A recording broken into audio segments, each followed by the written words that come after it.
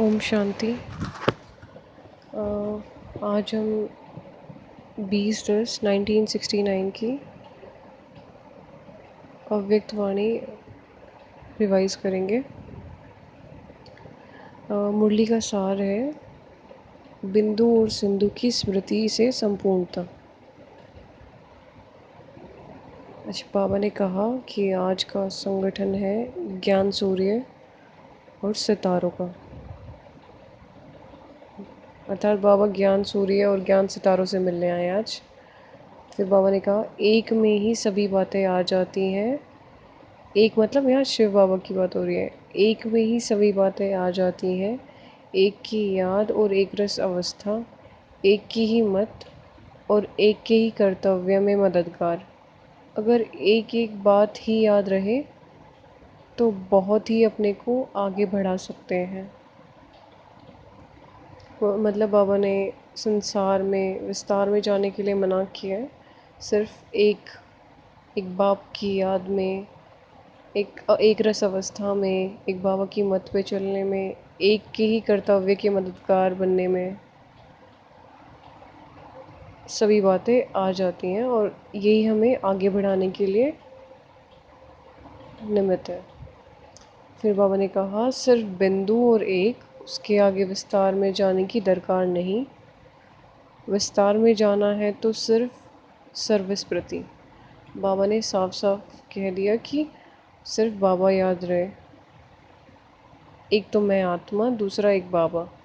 ठीक है, विस्तार में जाना है तो बस सर्विस के प्रति। अगर सर्विस नहीं है तो बिंदु और एक, उसके आगे अपनी बुद्धि को चलाने की इतनी आवश्यकता नहीं है। अच्छा, फिर बाबा ने कहा कमियों को दूर करने के लिए क्या बात याद रखेंगे।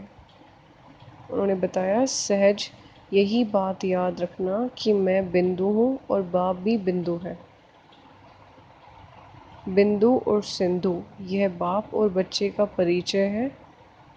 दो शब्द भी अगर याद रखूं तो संपूर्णता सहज आ सकती है। मैं आत्मा बिंदु, मेरे बाबा सिंधु। अगर हम ये बात भी याद रखें तो सहज ही संपूर्णता आ सकती है और सभी कमियों को दूर करने के लिए ये साधन बन जाएगा। फिर बाबा ने कहा सिर्फ यही बात याद रखो तो सहज संपूर्णता को पा सकते हो। सहज को मुश्किल कौन बनाता है? जैसे चीज़ें सहज होती हैं पर उसको मुश्किल कौन बनाता है? संस्कार, हमारे पुराने संस्कार। तो ये संस्कार भी उत्पन्न क्यों होते हैं? सिर्फ अपनी विस्मृति इन सब बातों को उत्पन्न करती है, चाहे पिछले संस्कार, चाहे पिछले कर्म बंधन, चाहे वर्तमान की भूलें। जो भी कुछ होता है उसका मूल कारण अपनी विस्मृति है। मतलब मैं आत्मा हूँ, शिव बाबा की संतान हूँ, ये बात अगर मैं भूल जाती हूँ तभी ये पुराने संस्कार है, कोई मुश्किल उत्पन्न होती है। विस्मृति है तो बहुत ही विघ्न है, और विस्मृति है और स्मृति है तो सहज और संपूर्णता।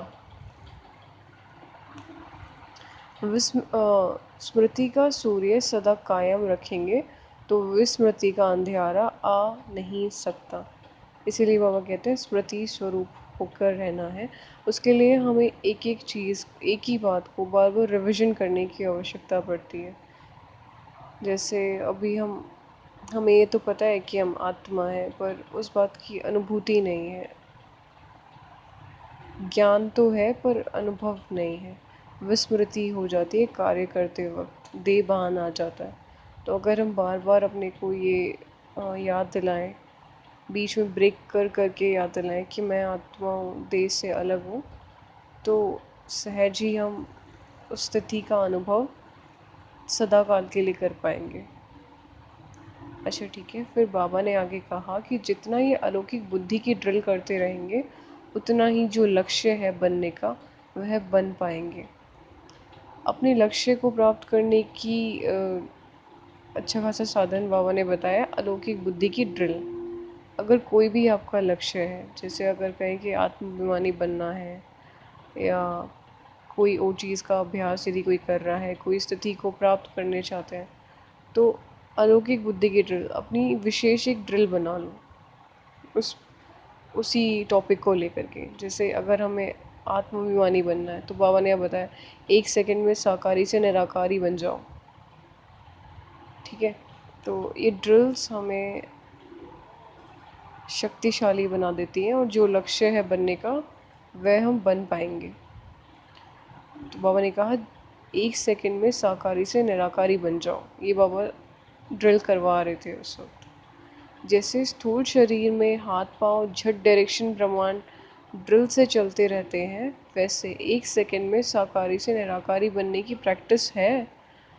जबकि अपना ही असली स्वरूप है, फिर भी सेकंड में क्यों नहीं स्थित हो सकते। फिर बोलते हैं कि बाबा कर्म बंधन है। फिर बाबा कहते हैं कि अब तक कर्म बंधन, क्या अब तक भी कर्म बंधन की आवाज़ सुनते रहेंगे। फिर बाबा ने कहा जब यह पुराना शरीर छोड़ देंगे तब तक कर्म बंधन सुनते रहेंगे। तो कर्म बंधन को रीज़न नहीं बनाना है, ड्रिल करते रहेंगे तो सहज ही अपने लक्ष्य को प्राप्त कर लेंगे। फिर बाबा ने आगे कहा कि यही उमंग और निश्चय हर एक में होना आवश्यक है कि हम संपूर्ण बने और सर्व को बनाएंगे। अच्छा, तो सभी कहते कि अंत में सब संपूर्ण बनेंगे, लेकिन जो तीव्र पुरुषार्थी बच्चे हैं उनका लक्ष्य होगा कि नहीं, हम समय से पहले संपूर्ण बने और दूसरों को संपूर्ण बनाएंगे जा कर के। तो इसके लिए हमें पहले संपूर्ण बनना पड़ेगा। ये नहीं सोच सकते कि अंत में संपूर्ण बनेंगे तभी संपूर्णता आएगी एंड ऑल दैट। तो यह उमंग उत्साह सदा कायम रहे तो अवश्य ही लक्ष्य की प्राप्ति हो जाएगी। और बाप दादा को निश्चय है ऐसे संपूर्ण ही इस यज्ञ कुंड से निकलेंगे। बाबा को निश्चय है, मतलब बाबा को पता है कि ऐसे संपूर्ण ही इस यज्ञ कुंड से निकलेंगे। जहाँ भी जाना है तो सिर्फ सर्विस के निमित्त जाना है। जहाँ भी रहो लेकिन अपने को ऐसा समझ कर रहेंगे तो अवस्था न्यारी और प्यारी रहेगी। मतलब हम जहाँ भी रह रहे हैं या कहीं जा रहे हैं, सदा ये स्मृति में रहे कि मैं सर्विस के निमित्त जा रही हूँ, या साकार लौकिक परिवार में जा रहे हैं या किसी और सेंटर पर जा रहे हैं। ये सदा ही बुद्धि में रहे कि मैं सर्विस के निमित्त जा रही हूँ, उससे अवस्था न्यारी और प्यारी रहेगी। तो बाबा ने न्यारी और प्यारी अवस्था का भी आधार बता दिया आज कि सर्विस के निमित्त समझ कर जाओ, कहीं भी जाओ। ठीक है। और अगर घर की बात की जाए तो घर तो केवल परम धाम है, विश्राम हम केवल वहीं कर सकते हैं। ठीक है, वहाँ सर्विस की आवश्यकता नहीं होती।